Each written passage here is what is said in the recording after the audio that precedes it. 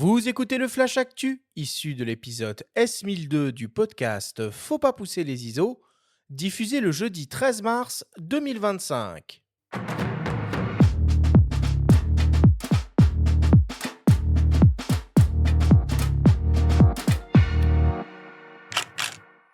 Cette semaine, dans le Flash Actu, Zeiss est de retour sur le marché de la photo avec deux nouvelles optiques focale fixe Otus à destination des hybrides 24-36 mm. L'homographie lance un kit de développement de pellicules argentiques en plein jour et Fox vous propose son produit coup de cœur. Le Flash Actu vous est présenté par Fox.fr, le site des spécialistes de l'image.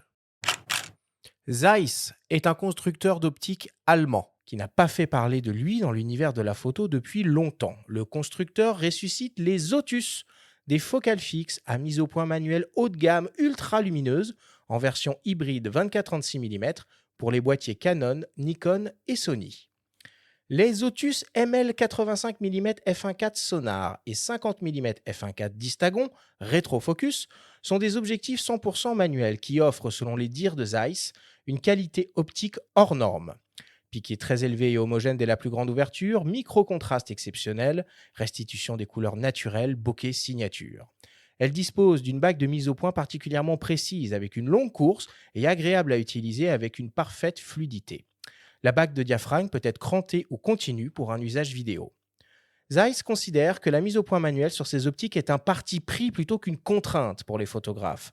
C'est d'autant plus vrai avec les hybrides et leurs assistants embarqués type focus picking ou zoom dans l'image, indispensables avec de très grandes ouvertures.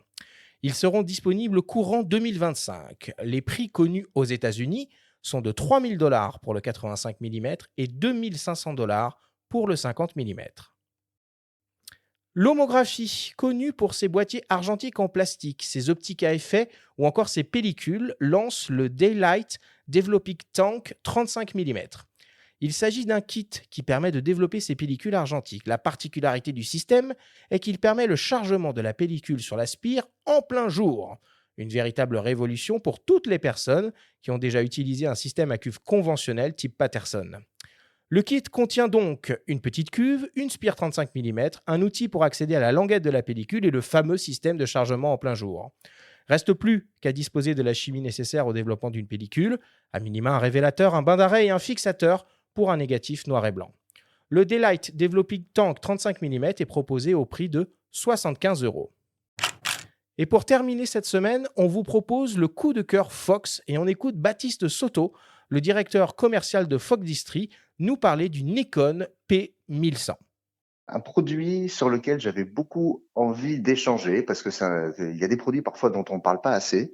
C'est le Coupix P1100 qui est sorti chez Nikon, qui est pour beaucoup, qui a été commenté comme un renouvellement du P1000. Mais pour moi, c'est pas tout.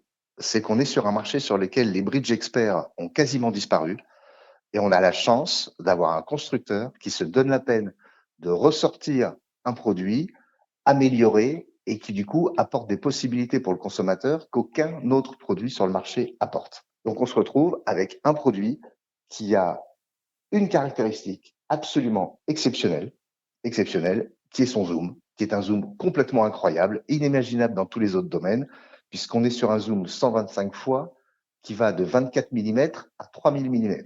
C'est pas simple à expliquer. Je vais juste faire le parallèle, c'est que dans des univers hybrides ou réflexes, pour obtenir des focales de 3000 mm, on se parle de budget de 3000, 5000, 10 000 €. Et là, on se retrouve avec un produit qui est à peine à plus de 1000 € et qui permet d'aller faire des photos absolument incroyables dans des domaines assez spécifiques. La première, c'est la photo animalière. Avec une focale encore plus multipliée à 3000 mm, on se retrouve à pouvoir faire des gros plans sur des oiseaux qui vont être potentiellement à 100 mètres de nous. On arrive à faire des images qu'avec d'autres appareils, on ne pourrait pas faire. Le deuxième univers qui est exceptionnel, c'est toute la photo céleste. Toutes les photos d'étoiles. Alors évidemment, ce produit s'est fait connaître et a beaucoup communiqué avec les photos de la Lune, où c'est incroyable. On a l'impression qu'en tendant la main, on peut la toucher. On arrive à faire des photos absolument énormes des cratères de la Lune. C'est très, très impressionnant. Et le troisième usage très spécifique va être, alors là encore, c'est très particulier, mais c'est les photos d'avion. Il y a aujourd'hui un certain nombre de personnes qui sont des grands amateurs de photos d'avions en vol, hein, c'est le sujet. Et ça, c'est le type d'appareil qui, avec des zooms très puissants et une capacité à suivre un objet volant, que ce soit un oiseau ou un avion, qui sont très performantes, peut permettre d'aller faire ce type de photos. À côté de ça, il n'est pas à côté de la plaque sur d'autres sujets. Il sait faire de la vidéo de façon parfaitement correcte. Il est capable d'aller faire de la rafale à 7 images secondes. Donc, par exemple, dès lors qu'on veut faire un peu de photos sportives ou quand il y a un animal qui est en déplacement, ça permet de bien le suivre. Euh, Sachant qu'on peut le faire au format RAW, donc avec une qualité d'image et des nuances de couleurs qui sont exceptionnelles. La seule chose qu'on entend à son sujet, mais moi qui me fait doucement rigoler, c'est qu'il est gros. Eh ben, j'aimerais bien qu'on le mette à côté d'un produit réflexe ou hybride avec un optique, ne serait-ce qu'un 100-400 ou un 300 mm ou un 600 mm. Et là, il y a de quoi hurler de rire parce qu'il va peser 2 à 3 à 4 fois moins que ses confrères, puisque là, avec 1,4 kg, il reste transportable. Là où c'est vrai qu'avec d'autres appareils, c'est un petit peu compliqué. Donc, on peut travailler à main levée avec le produit. On n'est pas obligé d'utiliser des pieds et des trépieds comme c'est le cas habituellement en animalier. Donc, c'est vraiment, je dirais, un compagnon d'élite pour un voyageur, pour la photo animalière, les spotters et la photo céleste. Euh, c'est des usages, mais aujourd'hui, on est sur des usages en photo où si c'est pour prendre le chat dans le salon, les smartphones font parfaitement l'affaire. On est sur des usages spécifiques. C'est ça que cherchent les consommateurs, avoir une image exceptionnelle pour des usages spécifiques. Et ce produit répond parfaitement à toute une catégorie d'usages.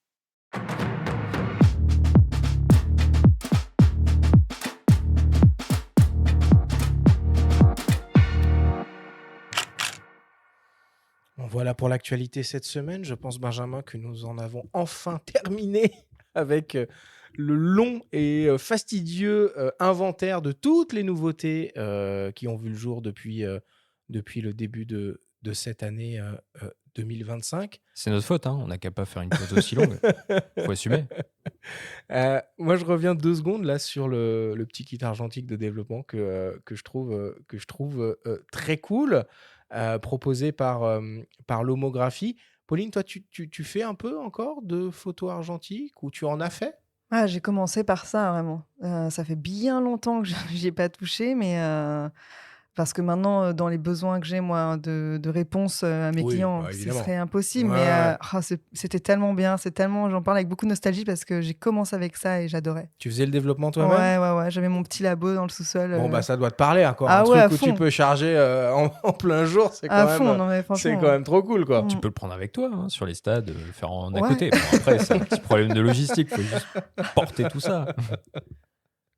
Donc toi, tu travailles avec du matériel Nikon, tu es spécialisé dans la photo de sport, on l'a bien compris. J'aimerais avoir ton sentiment sur une optique dont on a parlé la semaine dernière, qui est l'une des grosses, vraiment, nouveautés de ce début d'année. C'est Sigma qui a dévoilé un 300-600 mm f4 constant.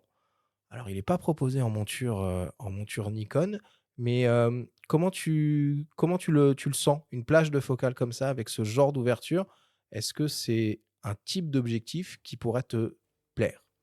Ça fait pas mal envie. Moi, les longues focales, dans ma pratique, ça va être surtout sur, les jeux. C'est presque Ouais, l'endroit qui est le plus contraignant en termes de position photographe et où on est le plus loin. Donc c'est vraiment dans ce type de travail que les longues focales vont être nécessaires. En tennis également. En football, je vais rarement au-delà du 400 millimètres. ouais. Donc rugby 600, c'est pas mal pour aller vraiment chercher, la petite goutte de sueur, vraiment l'action, rentrer vraiment dans comme ça, dans l'action et dans les détails. Ouais, ça c'est assez, attractif comme focale.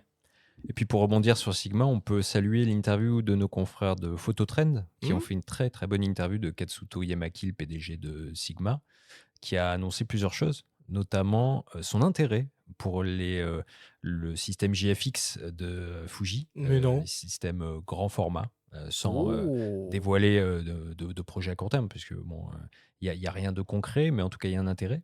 Il a aussi annoncé un développement d'un nouveau 35 mm f1.2 Ouais, Art, qui serait plus léger et qui est déjà très très bon et très piqué. Donc, on est curieux de voir un peu tout ça. bon. Et pour terminer sur l'actualité cette semaine, un mot sur le monde de la mobilité, puisque s'est tenu aussi très récemment le Mobile World Congress à Barcelone, hein, qui est le salon des smartphones, en gros, hein, quasiment mondial. Et le constructeur chinois Xiaomi, a priori, a présenté des espèces de modules photo autonomes qu'on vient venir fixer sur la face arrière de son téléphone, associé à un capteur micro 4 tiers. Bon, ça nous rappelle des choses, hein. Sony l'avait déjà fait, je pense, il y a plus d'une dizaine d'années maintenant avec les QX. Donc Xiaomi retente cette aventure-là. Et on a vu apparaître aussi, alors là, c'est vraiment en proto de chez proto, chez Realme, d'un smartphone sur lequel il est possible d'enlever, on va dire, la surcouche du module photo, qui laisse donc apparaître un capteur au format 1 pouce et sur lequel on va, via un accessoire, avoir la possibilité de monter des optiques Leica M. Voilà. Donc, affaire à suivre de ce côté-là aussi.